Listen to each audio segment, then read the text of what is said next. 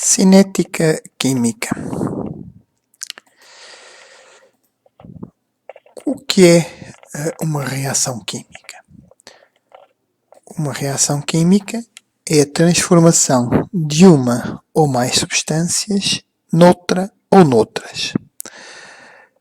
Habitualmente, nós evidenciamos as reações químicas porque ocorre algum fenómeno que visualizamos pelos nossos órgãos do sentido, ou que detectamos pelos nossos órgãos de sentido, seja a libertação de luz, a libertação de um gás, a mudança de uma cor, aparecimento de um precipitado, a produção de calor, até eventualmente a produção de cheiro, e desta forma detectamos que existe uma reação química.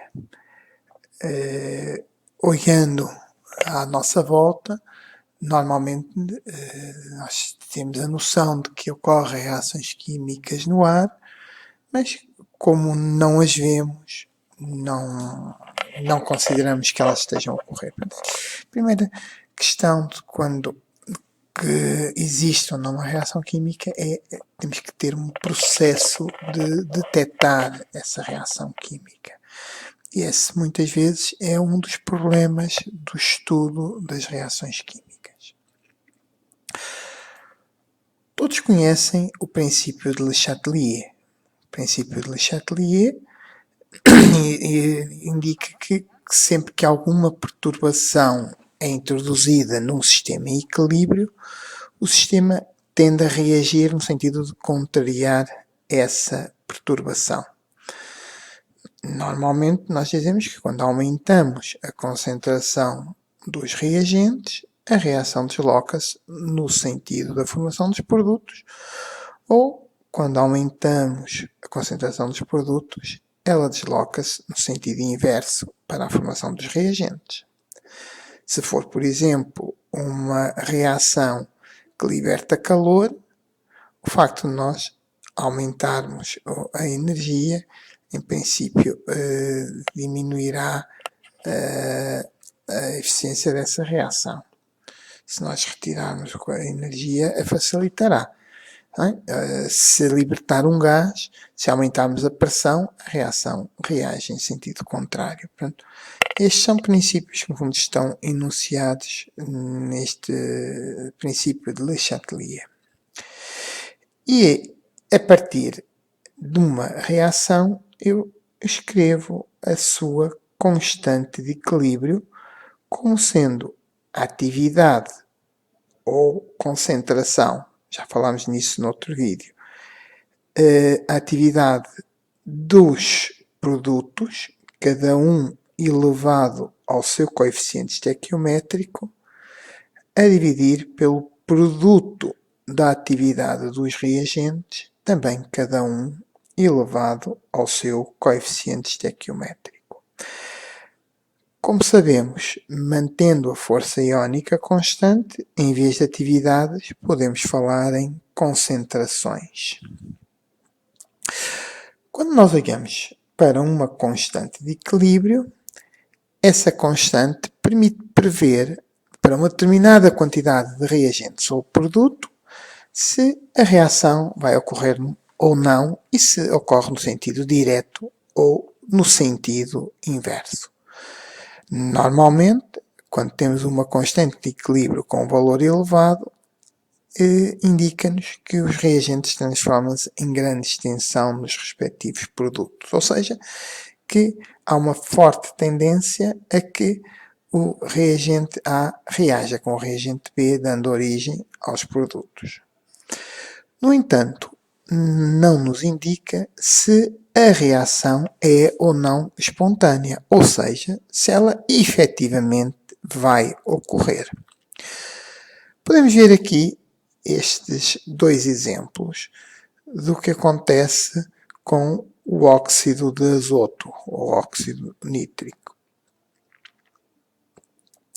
em que temos o NO a decompor-se dando N2 e O2, que tem uma constante de equilíbrio até bastante elevada, E noutro processo, o NO a reagir com oxigênio e dar NO2, com uma constante de equilíbrio bastante mais baixa.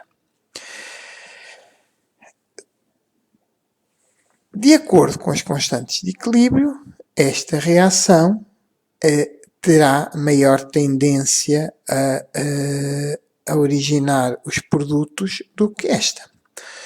No entanto, porque esta degradação do NO é muito lenta, o que ocorre na prática é a segunda reação, que é bastante mais rápida. E este é um dos motivos porque o NO, o óxido de azoto, é tóxico, porque além de reagir com oxigênio, forma o NO2, que tem uma toxicidade mais elevada. E daí que o NO seja um problema de poluição atmosférica. Se a reação que ocorresse fosse a primeira, não seria problemático. Isto permite-nos concluir que uma questão é chamada a termodinâmica, ditada pelas constantes de equilíbrio, a outra é a cinética da reação. E para percebermos a cinética, precisamos de estudar o mecanismo da reação. Olhando para um exemplo, o que acontece numa sala de cinema, por exemplo, nós sabemos que quando o cinema acaba, aquilo que vai condicionar a saída das pessoas são as portas, fundamentalmente. Temos também outra condicionante. As pessoas que estão a meio da sala têm que esperar que as pessoas que estão nas pontas dessa fila saiam para poderem assim conseguir sair. O que no fundo estamos a fazer ao olhar para a saída da sala de cinema é que estamos a decompor o processo da saída. As pessoas estão dentro da sala, as pessoas vão estar fora da sala, nas suas etapas. Elas têm que se levantar. As pessoas que estão mais junto à ponta podem sair imediatamente. As que estão no meio têm que aguardar. Depois elas vão descer, vão passar por um corredor comum, o que significa que as pessoas que estão mais perto da saída vão sair primeiro, as que estão mais longe vão ter que esperar que aquelas que estavam à frente saiam. E depois vamos ter, se tivermos apenas uma porta, todas as pessoas acumularão para uma porta para que depois possam sair. Ora, quando passamos a reações químicas, temos que pensar exatamente no mesmo. Assumindo esta reação perfeitamente inventada, considerando que ela se desenrola a várias etapas, em que primeiro o AA reage com o BX, forma um complexo AABX, que sofre de composição dando AB mais AX, e depois, numa terceira etapa, o AB reage com o C, dando o ABC. E depois iríamos ver a energia do sistema a cada passo. E teríamos que na fase inicial a A mais BX mais C vai originar a ABX, e estamos a ver que é necessário fornecer energia para que isto se passe. A seguir ocorre a quebra deste complexo com a formação do AB e AX, e vamos para um patamar de energia mais baixo, o que permite logo verificar que esta primeira conversão, do ponto de vista termodinâmico, é favorável. A seguir, vamos ter um segundo passo, que é a formação do complexo ABC, que depois vai originar o composto ABC. E o que nós verificamos aqui é que há um primeiro passo em que é preciso fornecer bastante energia, mas que depois a energia que se liberta nesta quebra é suficiente para vencer o segundo processo. E, portanto, eu posso concluir que há aqui um passo limitante que é a formação deste complexo AABX. Depois de passarmos este complexo, será fácil que a reação possa decorrer naturalmente. Isto só é possível porque estivemos a decompor a cinética nas suas reações. Outra questão importante quando falamos de cinética é como é que vamos descrever a velocidade da reação. A primeira noção é que a velocidade da reação é sempre um dado prático. Tenho que ir para o laboratório, fixar a quantidade determinada dos reagentes, fazer variar apenas um e verificar o que é que acontece à velocidade. Temos um problema, é que a velocidade de aparecimento ou de desaparecimento do produto ou desaparecimento do reagente pode não ser a mesma. Por exemplo, se eu tiver um composto X que se quebra e dá dois compostos Y, por exemplo, sei lá, o cloreto, o Cl2, a dar 2 de Cl-, vamos verificar que a velocidade a que desaparece o Cl2 é metade da velocidade a que aparece o Cl-, porque cada vez que desaparece uma de Cl2, aparecem duas de Cl-. Isto significa que quando eu falo da velocidade da reação, eu devo considerar a estequiometria e, portanto, devo sempre dividir a velocidade pelo coeficiente estequiométrico desse composto. Desta forma, eu sei que se medir a velocidade de aparecimento do produto ou desaparecimento de reagente, não estou a considerar a estequiometria. No caso do exemplo que estava a dar, se eu dividisse a velocidade a que aparecia o Cl- por 2, essa velocidade seria igual à que desaparece o Cl2. Posto isto, vamos ver um exemplo de equação de velocidade da reação.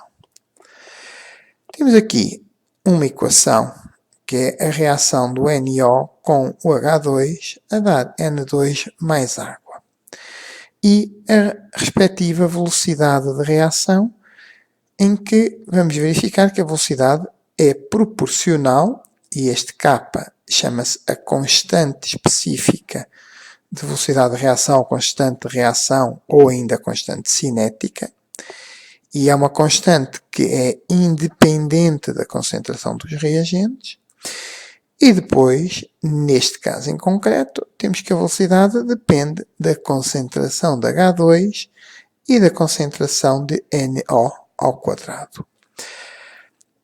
Reparem que estes índices que temos aqui não têm nada a ver com os coeficientes estequiométricos. Neste caso, o H2 tem índice 1, digo que tenho ordem parcial 1, NO tem o índice 2 e, portanto, eu digo que tenho uma ordem parcial de 2.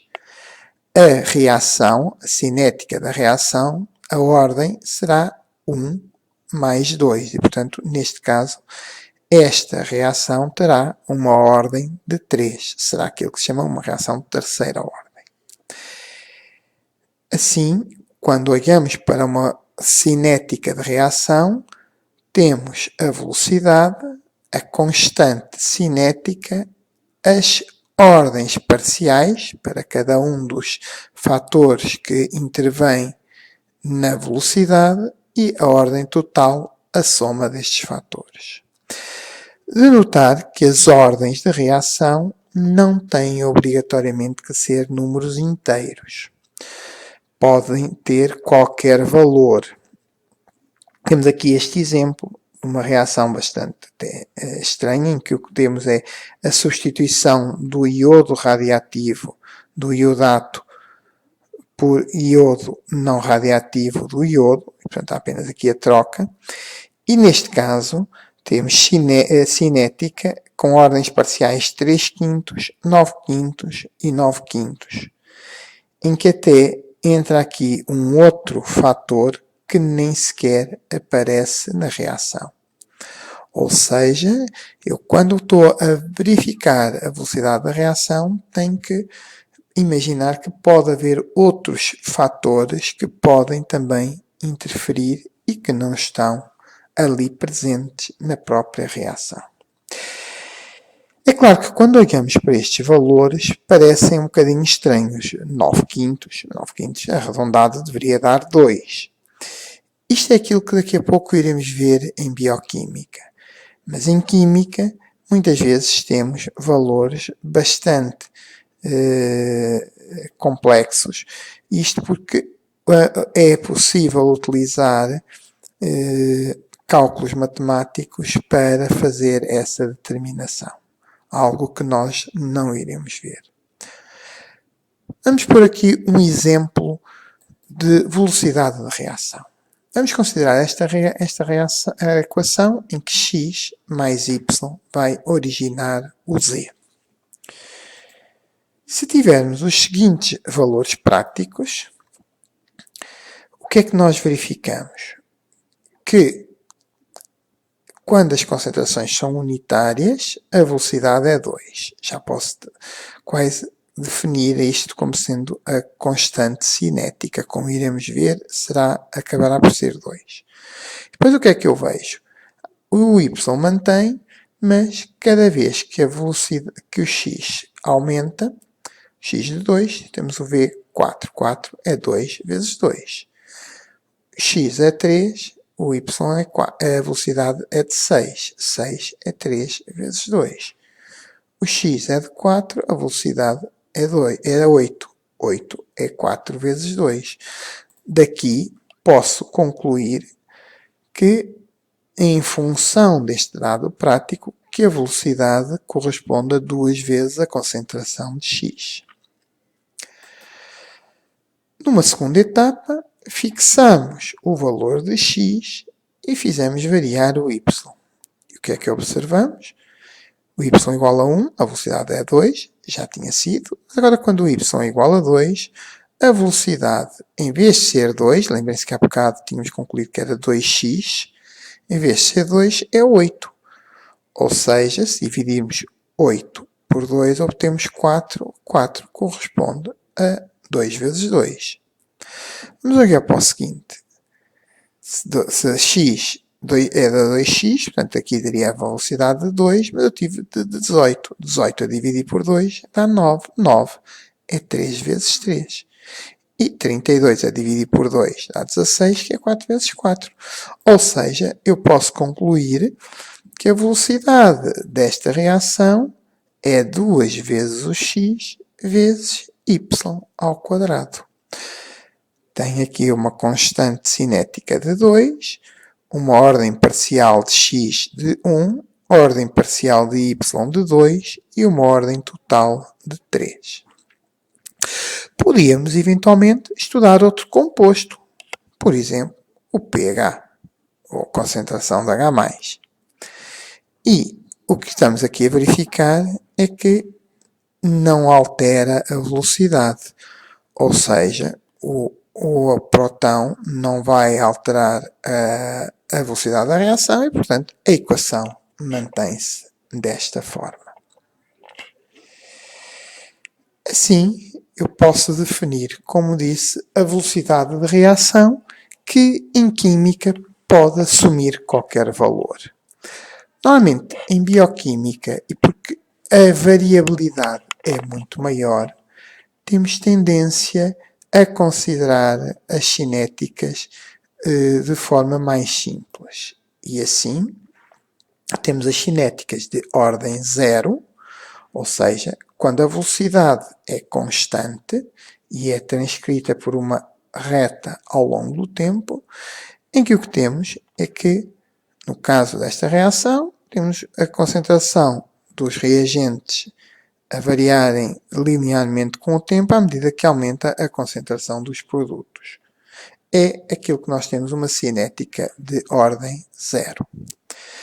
Numa cinética de primeira ordem, muitas das reações enzímicas quase que forçamos a que seja de primeira ordem, como eu disse, normalmente em bioquímica não vamos às casas decimais, portanto arredonda-se para uma cinética de primeira ordem, temos uma cinética deste estilo. A velocidade é proporcional à concentração de, por exemplo, do reagente A.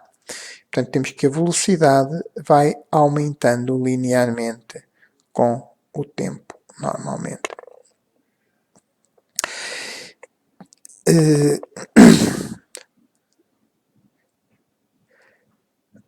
Quando, desculpem, aumenta linearmente com a concentração, não é tempo, a concentração de A. Quando exprimimos a concentração dos reagentes ou produtos em função do tempo, aí sim é que temos, no caso de concentração de A, vai baixando, mas inicialmente desce mais depressa e, portanto, acaba por ter aqui uma curva parabólica. E, no caso da concentração de B, temos uma curva simétrica em que a sua concentração vai aumentando, mas depois aproxima-se de um valor limite.